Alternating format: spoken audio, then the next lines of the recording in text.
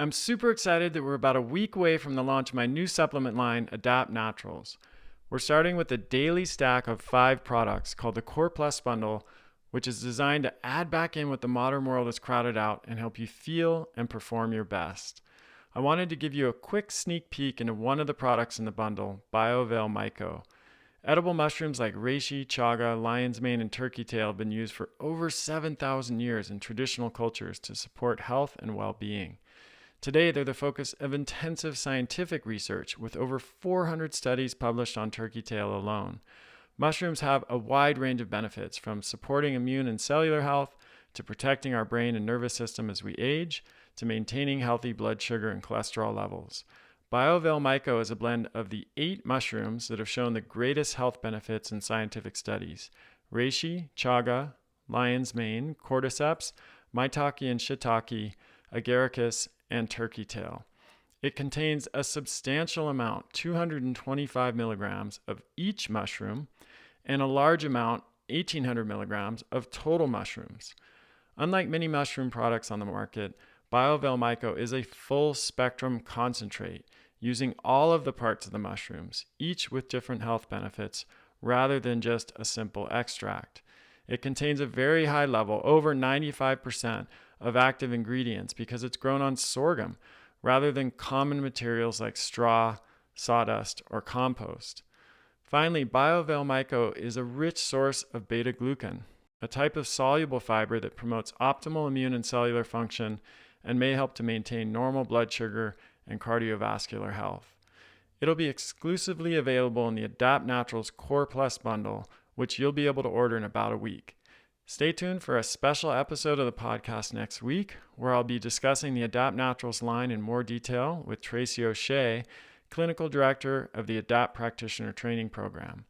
We'll talk about why I decided to launch a supplement line after 15 years in the functional medicine space, why I chose the initial 5 products we're including in the Core Plus bundle, how to take the products and get the most of them, and how they can help you to achieve your health goals wherever you're starting from. Hey everybody, Kresser here. Welcome to another episode of Revolution Health Radio. You know, there's so much confusion about diet out there. Eggs are bad for you. Wait, eggs are good for you. Fat is bad. Wait, fat is good and carbs are bad. Skipping breakfast causes weight gain. Wait, skipping breakfast or intermittent fasting is great for weight loss and metabolic health. It's enough to make you crazy, right? And these are just a few of the many contradictory nutrition claims that have been made in the media over the past decade. And it's no wonder that people are confused about what to eat. So, in this episode, I'm going to summarize my thoughts on what constitutes an optimal human diet based on the most current research and also an evolutionary perspective.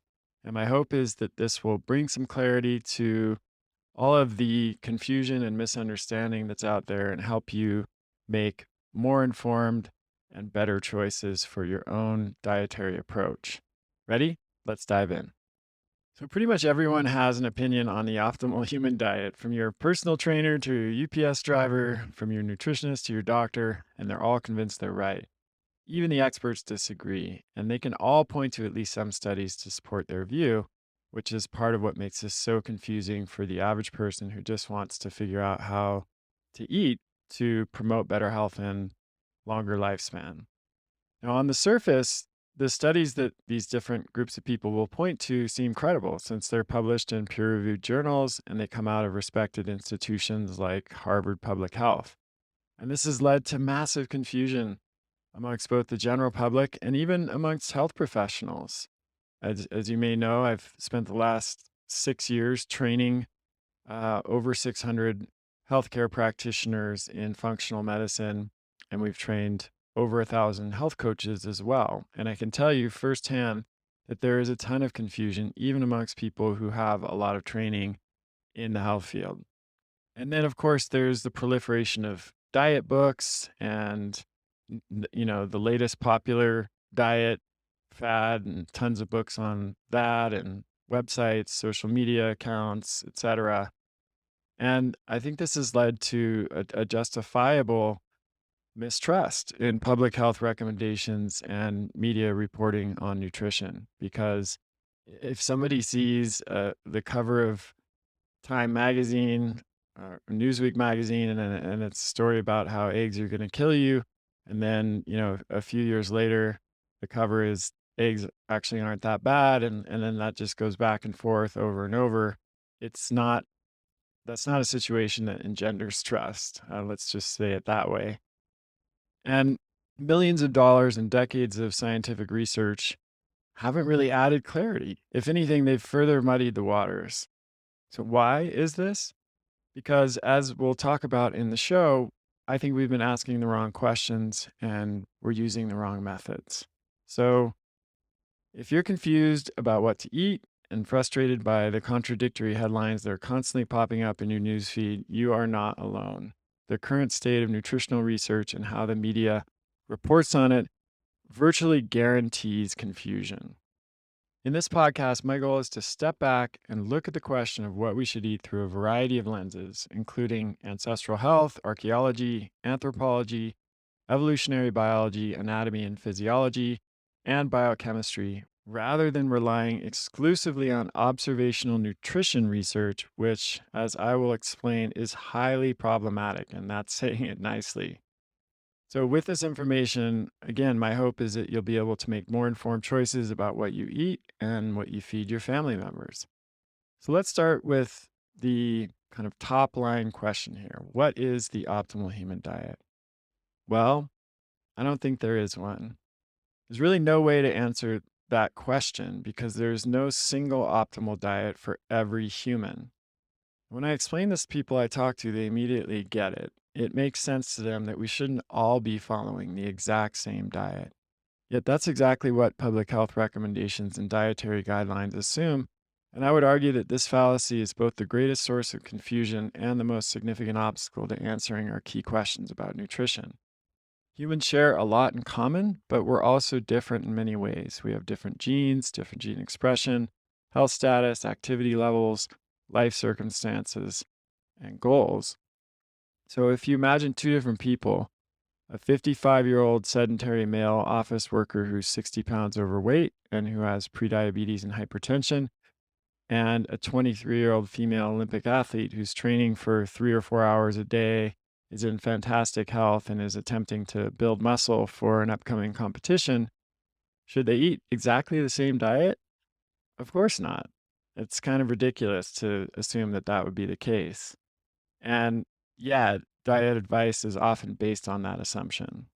So that might be an extreme example, but it's no less true that what works for a young single male CrossFit enthusiast who's getting plenty of sleep and isn't under a lot of stress won't work for a mother of three who also works outside the house and is burning the candle at both ends. These differences in our genes, behavior, lifestyle, gut microbiome, etc., influence how we process macronutrients, protein, carbs, and fat, and micronutrients, vitamins, minerals, and trace minerals, which in turn determine our response to various foods and dietary approaches. So let me give you a few different examples here. People with lactase persistence, which is a genetic adaptation that allows them to digest lactose, the sugar in milk, into adulthood, are likely to respond better to dairy products than people that don't have this adaptation. Populations with historically high starch intake tend to produce more salivary amylase. Amylase is an enzyme that helps us to break down starch than populations with historically low starch intake. We know that changes to gut microbiota can help with the assimilation of certain nutrients. An example of this is that studies of Japanese people have found that their gut bacteria produce specific enzymes that help them break down the complex polysaccharides in seaweed, which can be otherwise difficult for humans to digest. Organ meats and shellfish are extremely nutrient dense and a great choice for most people, but not maybe for someone with hemochromatosis, which is a genetic disorder that leads to aggressive iron storage, since those foods are so rich in iron. And then we have large, well controlled studies involving up to 350,000 participants that have found that on average, higher intakes of saturated fat are not associated with higher risk of heart disease. But is that true for people with certain genes that make them hyperabsorbers of saturated fat and can lead to a significant increase in LDL particle number, which is a marker that's associated with a greater risk of cardiovascular disease. So that's just a partial list, but it's enough to make the key point, which is that there are important differences that determine what an optimal diet is for each of us, but those differences are rarely explored in nutrition studies. Most research on diet is almost exclusively focused on top down, population level recommendations, and since a given dietary approach will yield variable results among different people, this keeps us stuck in confusion and controversy.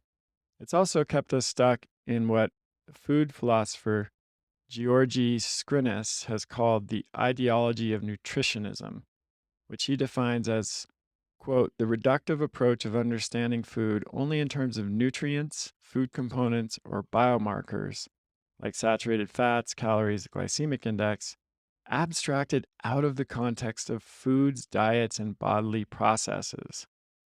In other words, it's a focus on quantity, not quality. So, this is, I think, a huge mistake that we have made in our study of nutrition over the past few decades. Really kind of isolating these various food components and looking at them myopically rather than thinking about the context in which those components of food appear. Are they showing up in the context of a nutrient dense whole foods diet, or are they showing up, you know, in processed and refined foods where those nutrients have been fortified or added in?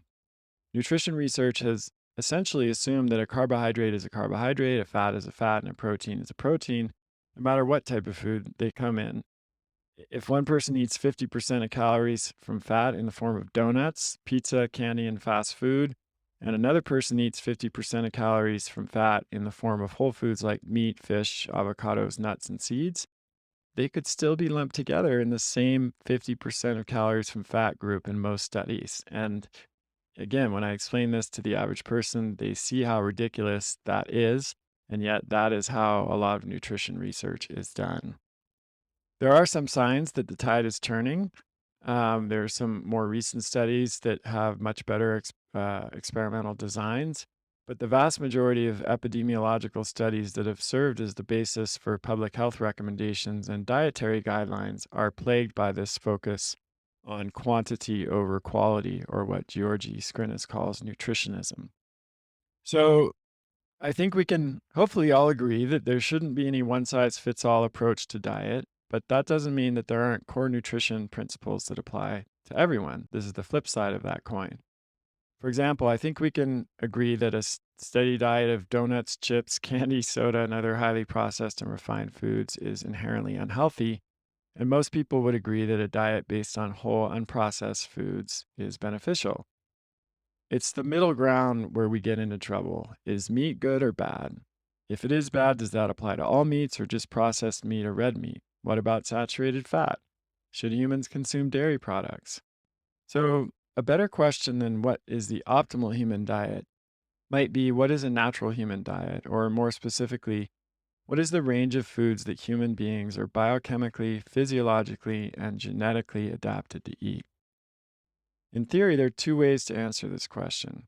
We can look at evolutionary biology, archaeology, medical anthropology, and comparative anatomy and physiology to determine what a natural human diet is.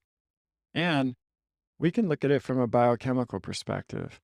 What essential and non essential nutrients contribute to human health, and where are they found in foods?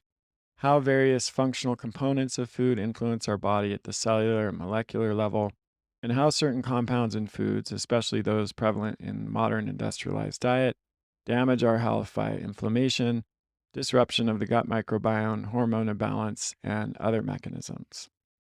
So, I'm going to spend the rest of this podcast looking through each of these lenses. Let's start with the evolutionary perspective. Human beings, like all other organisms in nature, evolved in a particular environment, and that evolutionary process dictated our biology and physiology as well as our nutritional needs. Isotope analysis from archaeological studies suggests that our hominid ancestors have been eating meat for at least 2.5 million years. There's also wide agreement that going even further back in time, our primate ancestors likely ate a diet similar to modern chimps, which we now know eat vertebrates.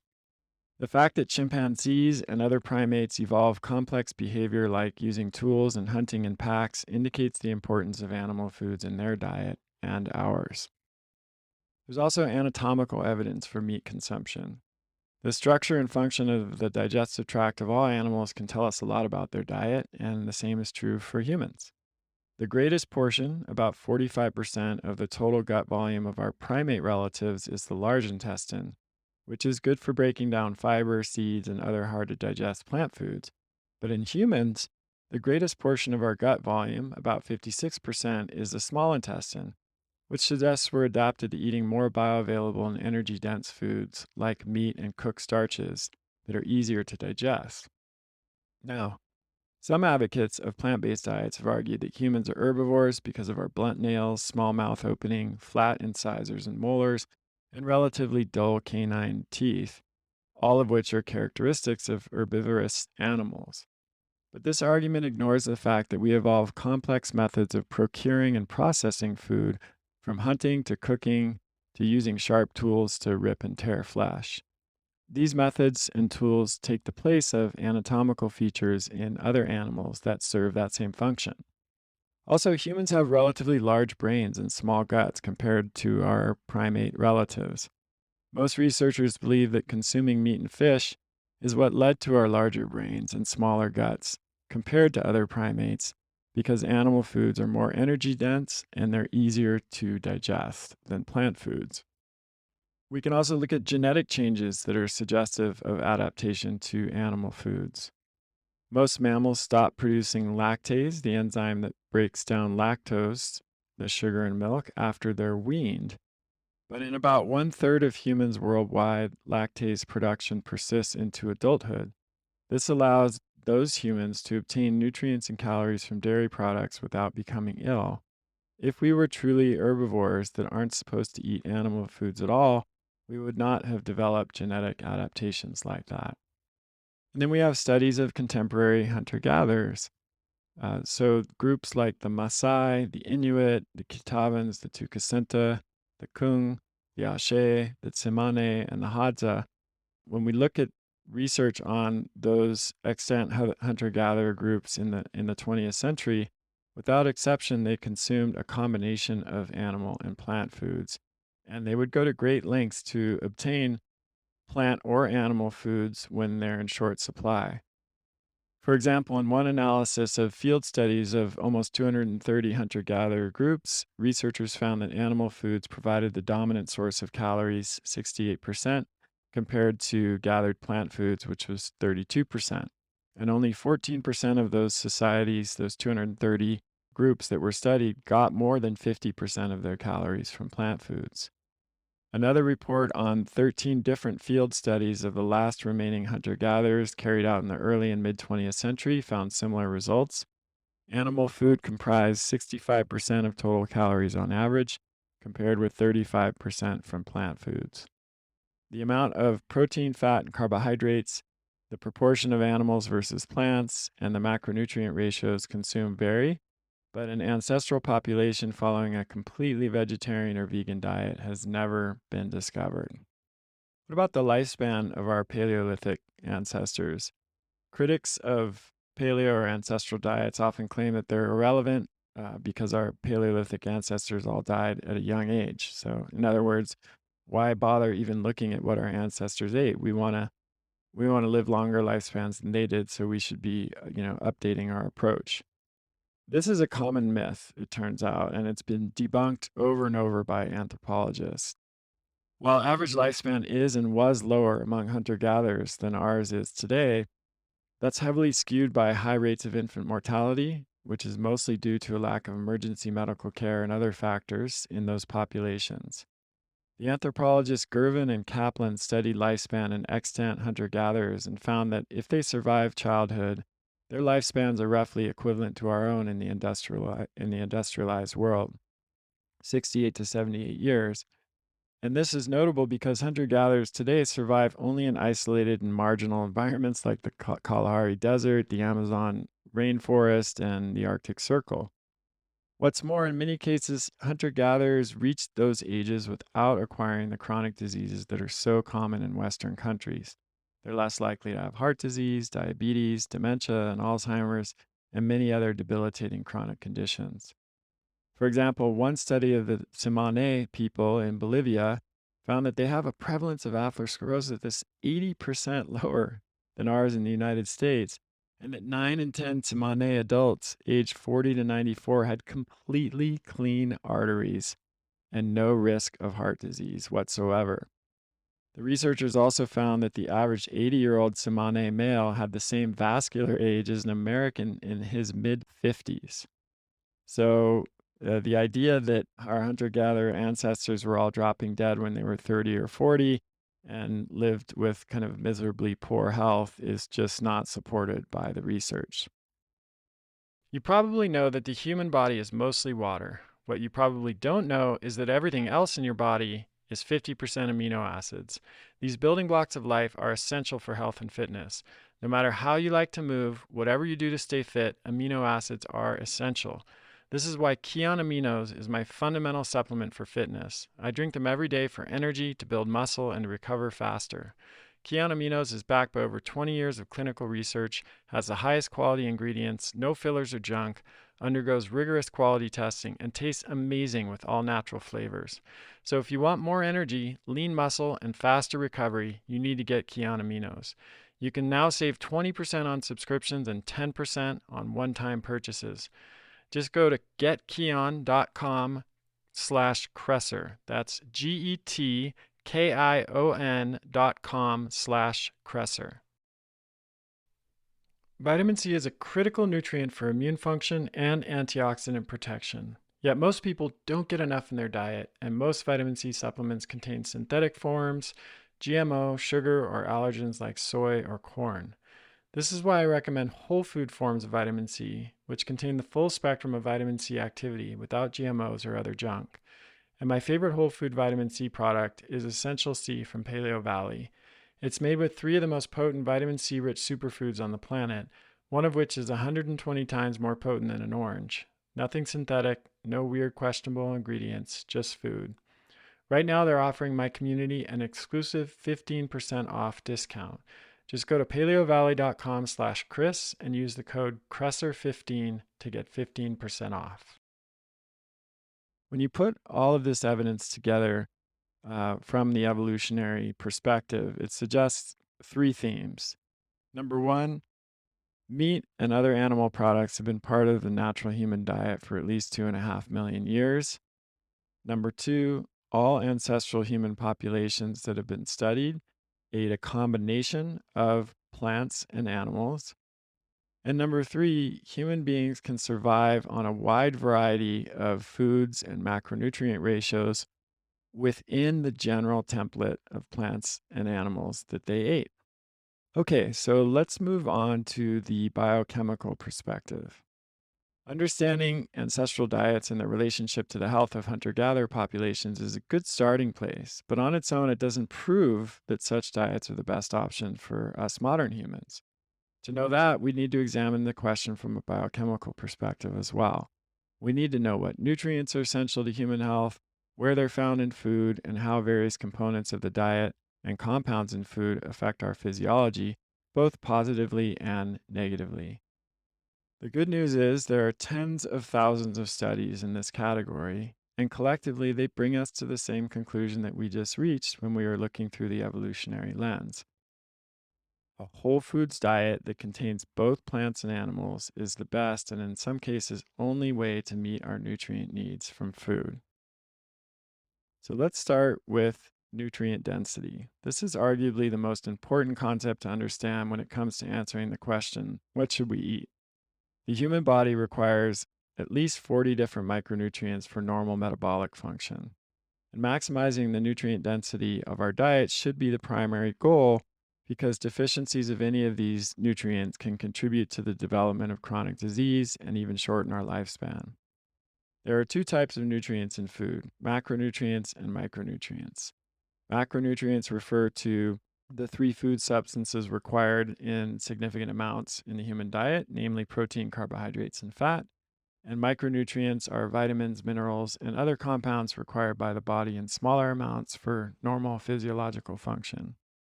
So the term nutrient density refers to the concentration of micronutrients and amino acids, which are the building blocks of protein in a given food. While carbohydrates and fat are important, they can be provided by the body for a limited amount of time when we can't get enough of them through diet, except for the essential omega 6 and omega 3 fatty acids. On the other hand, micronutrients and the essential amino acids found in protein cannot be manufactured by the body, and that means they must be consumed in the diet. So, with this in mind, what are the most nutrient dense foods? Well, there are a lot of studies that have tried to answer this question. And in one of the most comprehensive pieces of research, which I'll call the Milo study because that is the name of the lead author, the researchers looked at 7 major food groups and 25 subgroups, characterizing the nutrient density of these foods based on the presence of 23 qualifying nutrients. And they found that the most nutrient dense foods were number one, organ meats, number two, shellfish, number three, fatty fish, then lean fish, vegetables, eggs, poultry, legumes, red meat, milk, fruits, and nuts. As you can gather, 8 of the 12 most nutrient dense categories of foods here are animal foods. All types of meat and fish, vegetables, fruit, nuts, and dairy were more nutrient dense than whole grains, which received a score of only 83, relative to organ meat's score of 754, shellfish's score of 643, fatty fish of 622, and lean fish of 375. There are a few caveats to the Milo analysis. Number one, it penalized foods for being high in saturated fat and calories. Number two, it did not consider bioavailability. Number three, it only considered essential nutrients. So, in this conventional perspective, nutrient dense foods are defined as those that are high in nutrients but low in calories and saturated fat. But recent evidence has found that saturated fat doesn't necessarily deserve its bad reputation and can be part of a healthy diet. Likewise, some foods that are high in calories, like red meat or full fat dairy, are also rich in key nutrients and again can be beneficial when part of a whole foods diet. Had saturated fat and calories not been penalized in this Milo study, foods like red meat, eggs, dairy products, and nuts and seeds may have appeared even higher on the list. And we have a more recent study. It was actually just published in March of 2022 called Priority Micronutrient Density in Foods. This was by Ty Beal and Flaminio Ortenzi, and it was published in the journal Frontiers in Nutrition. And this was a great addition to understanding nutrient density of food because in this study, they did not penalize foods for saturated fat content. And they also considered the importance of bioavailability, which I'm going to come back to shortly. And what they found was that 4 of the 7 most nutrient dense foods were organ meats. So it was liver, kidney, heart, and spleen. And in the way that they ranked foods, a lower score was better in terms of nutrient density. And I just want to give you an idea of just how incredibly nutrient dense organ meats and shellfish and small dried fish, which were some of the other foods in the top 7, are compared to grains and even nuts and seeds and some of the foods that we might, that the conventional world tends to promote as being nutrient dense. So liver was at the top of the list. It had a score of 11. Spleen was next at 62, small dried fish 65, dark leafy green vegetables 72, bivalves like oysters or mussels rather were 90, and then kidney was 125 and heart was 163, then crustaceans 193, goat 205, beef 275, eggs 281. So even within those animal foods, liver is several times more nutrient dense than, for example, goat or beef or eggs. But let's go down to, let's see, vitamin A rich fruits and vegetables. That was 297, still pretty good. Then you go down to quinoa, which is a more recent addition to the diet for some people, but that's often thought of as a nutrient powerhouse. That's 789. Then we've got chicken as 1103, so definitely less nutrient dense than red meat and organ meats. You've got other fruits, which is 1147. You've got whole grains, which was 1768. You've got nuts, which were 1829. And you've got refined grains, which was over 4,000. It says 4,000 plus because they couldn't even, they're so devoid of nutrients that it really kind of went off the scale here. So again, keep in mind that liver was 11, and now we're talking about whole grains being 1,768.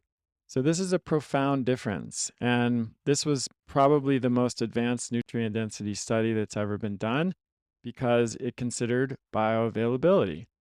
That's a crucial factor that was really not considered in previous studies on nutrient density, and it refers to the portion of a nutrient that's absorbed in the digestive tract. The amount of bioavailable nutrients in food is always lower than the amount of nutrients the food contains. And I really don't think people understand this. I think if they look at a food label and they see, oh, spinach has 115 milligrams of calcium. Awesome. I'll just eat that spinach and I'll be set for calcium. But the bioavailability of calcium from spinach is only 5%. So out of that 115 milligrams of calcium that you see on paper for spinach, only 6 milligrams is going to be absorbed. So this means you'd have to consume 16 cups of spinach to get the same amount of bioavailable calcium that you would get from one glass of milk, because the bioavailability of calcium in dairy is far, far higher. The bioavailability of protein is another really important thing to consider when it comes to nutrient density. And researchers now use a measure called the protein digestibility corrected amino acid score, or PDCAAS, which combines the amino acid profile of a protein with a measure of how much of that protein is absorbed during digestion in order to assess protein bioavailability. And the PDCAAS rates proteins on a scale of 0 to 1, with values closer to 1 representing more complete and better absorbed proteins than values that are closer to 0. And if you look at that scale, animal proteins have much higher scores than plant proteins. Casein, which is a protein found in dairy products, eggs, the whole milk protein, whey, another protein in dairy, and chicken, all have scores of 1, indicating excellent amino acid profiles and high absorption, with turkey, fish, and beef close behind. Plant proteins, on the other hand, tend to have much lower scores. Legumes, on average, score around 0.7, rolled oats score 0.57, lentils and peanuts are 0.52, tree nuts are 0.42, and whole wheat is 0.42. So when you actually factor bioavailability in, as Ty Beal and Flaminio Ortenzi did in their most recent study on nutrient density, we see that animal products, and particularly organ meats, small dried fish, and shellfish, dramatically outperform most plant foods with the exception of dark leafy green vegetables. So this is a really big deal, and I think it's certainly not something that's factored into current conventional dietary recommendations, and it's also not something that tends to come up in, the discussion of plant-based diets versus diets with animal foods. I've discussed this on the Joe Rogan show a few different times and have done my best to get the word out. But I find that in my conversations with people of all backgrounds, whether just lay people or healthcare practitioners or even researchers, this important consideration of nutrient density and bioavailability is often not very well understood. So Another question when it comes to nutrient density is which nutrients should we be thinking about? Now, all of these studies on nutrient density, including the most recent Ty Beal and Flaminio Ortenzi study, tend to focus on essential nutrients. Now, in a nutritional context, the term essential doesn't just mean important, it means necessary for life. It means that we need to consume these nutrients from the diet because our bodies cannot produce them on their own, and we cannot live without these nutrients, or at least will experience, very, very significant problems if we don't get them. And of course, focusing on these essential nutrients makes sense for all of those reasons.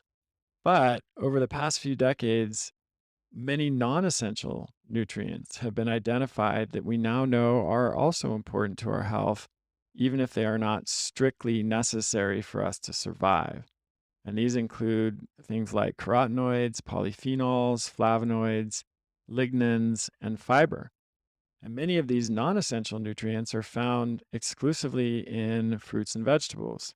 And had these nutrients been included in those nutrient density studies, to be fair, fruits and vegetables would have likely scored higher than they did. So I didn't just share all of that information about the nutrient density of meat and animal foods to convince you that you should only eat meat and animal foods. But I shared it because those foods are often maligned, and people often have the mistaken impression that fruits and vegetables are higher in essential nutrients than animal foods are, which is just simply not correct. So, what can we conclude from the biochemical perspective? When we look at a natural human diet through the lens of biochemistry and physiology, we arrive at the same conclusion that we arrived at when we looked at it through the evolutionary lens. Our diet should consist of a combination of organ meat, meats, fish, shellfish, eggs, fresh vegetables and fruits, nuts and seeds, and starchy plants. But how much of the diet should come from animals and how much should come from plants? Well, as I argued earlier in the podcast, the answer to this question should vary based on individual needs. If we look at evolutionary history, we see that on average, humans obtain about 65% of calories from animal foods and 35% of calories from plant foods. But the specific ratios varied depending on geography and several other factors. Now, I want to be clear here. That doesn't mean that 2/3 of what you put on your plate should be animal foods. Remember, calories are not the same as volume, what you actually put on your plate. Meat and animal products are much more calorie dense than plant foods. For example, 1 cup of broccoli contains just 30 calories compared to 338 calories for a cup of beefsteak. This means that even if you're aiming for 50 to 70% of calories from animal foods, plant foods would typically take up between 2/3 and 3/4 of the actual space on your plate. When we consider the importance of both essential and non essential nutrients, it also becomes clear that both plant and animal foods play an important role because they're rich in different types of nutrients. And Dr. Sarah Ballantyne has written very eloquently about this in a series on her blog. I'm pulling some of the material from there. So, plant foods tend to be rich in vitamin C, carotenoids like lycopene, beta carotene, lutein, and zeaxanthin, diallyl sulfides from the allium class of vegetables like garlic, polyphenols, flavonoids, diethyllethianines, lignans, plant sterols and stanols, isothiocyanates and indoles, and then prebiotic fibers, both soluble and insoluble.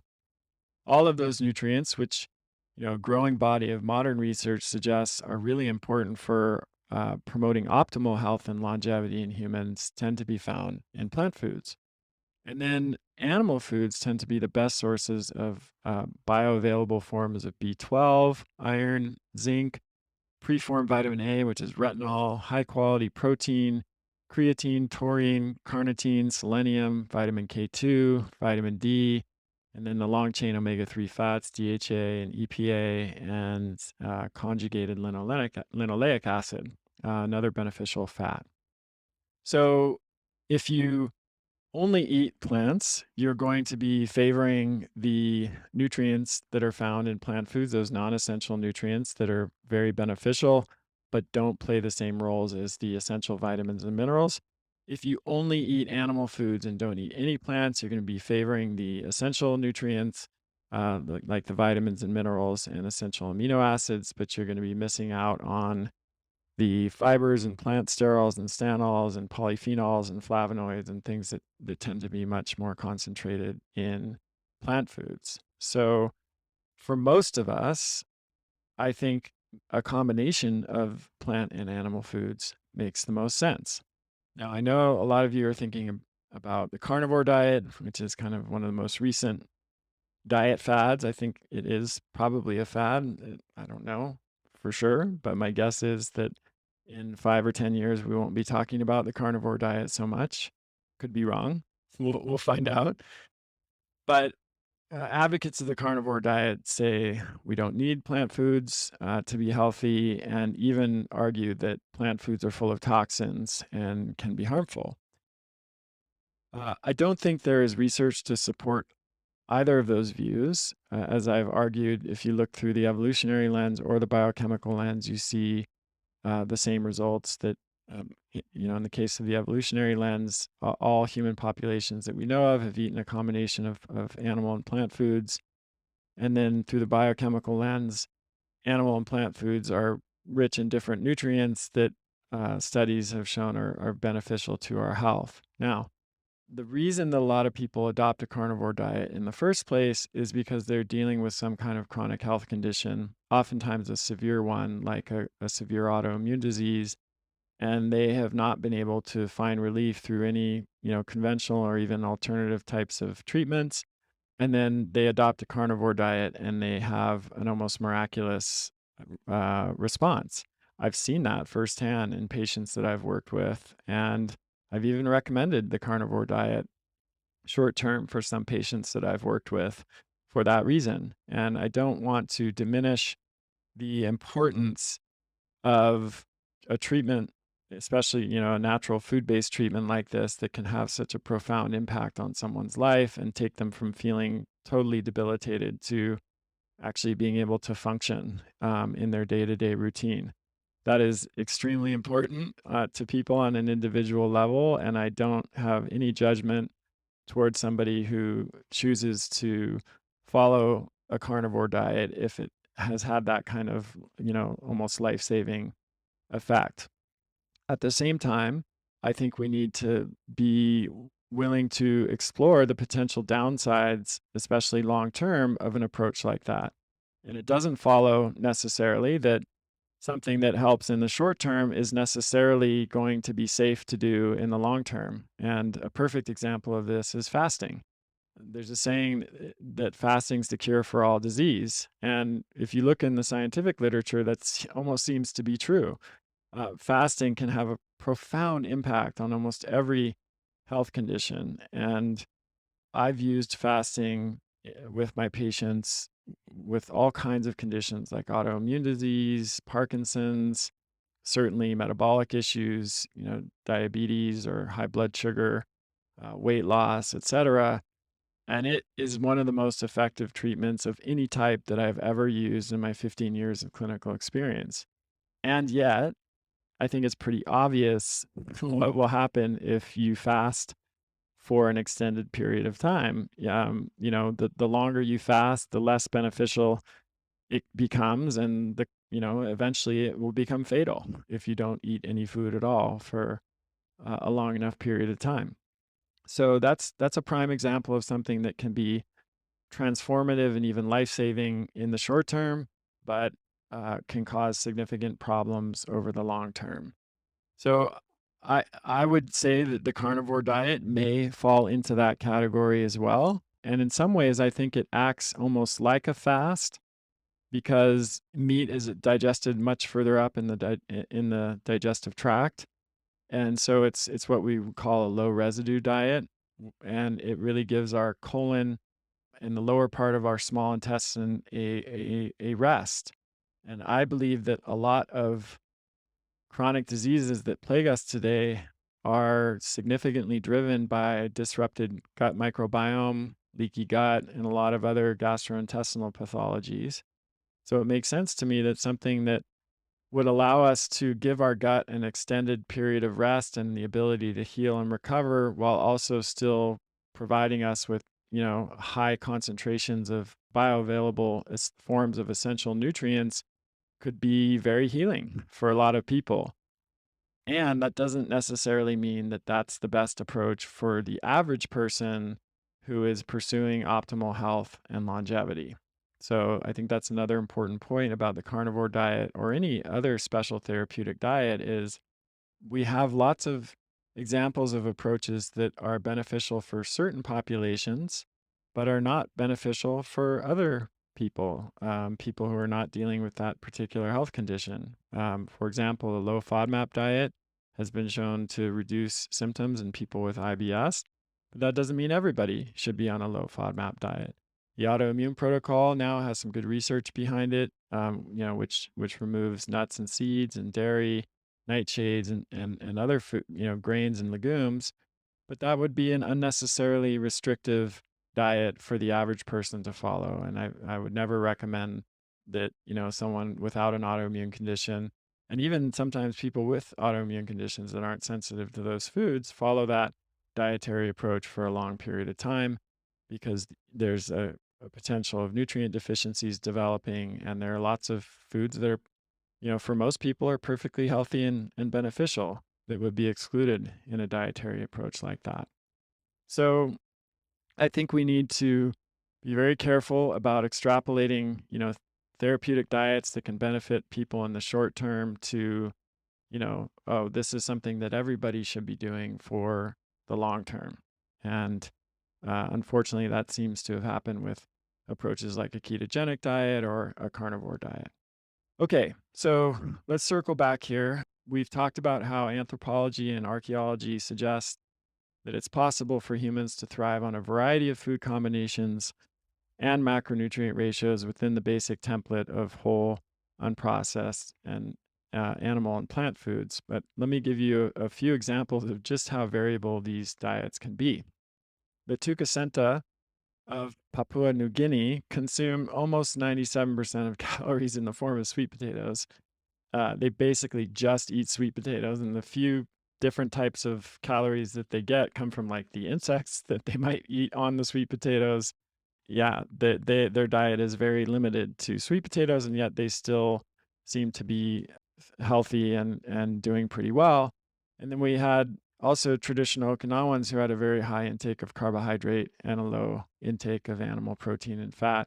And the Okinawans are renowned for their longevity.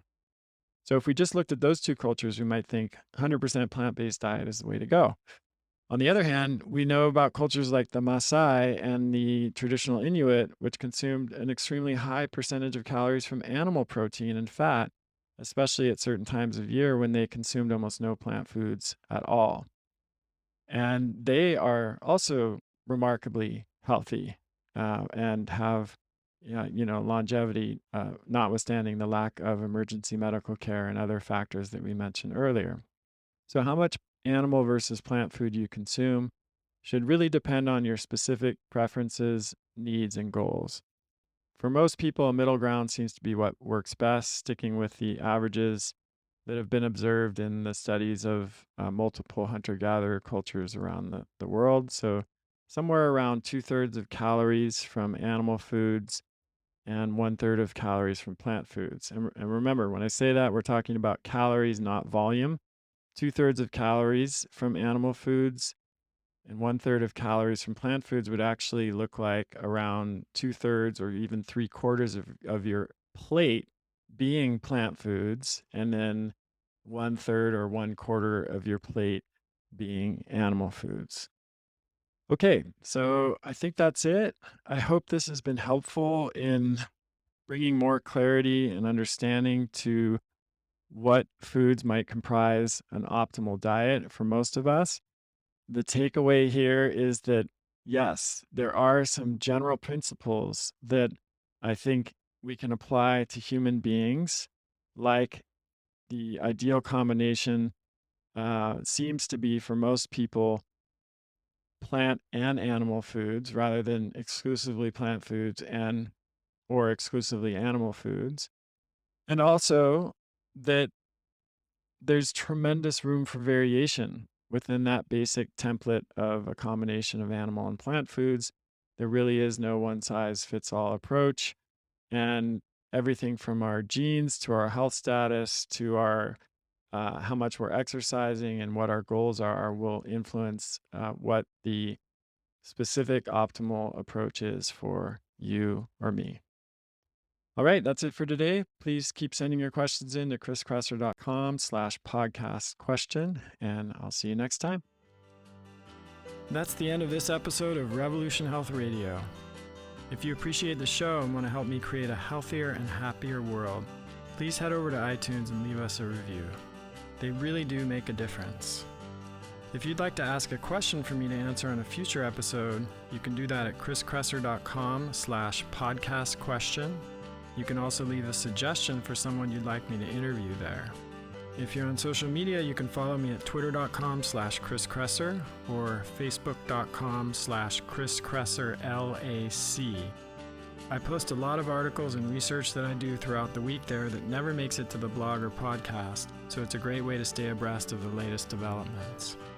Thanks so much for listening. Talk to you next time.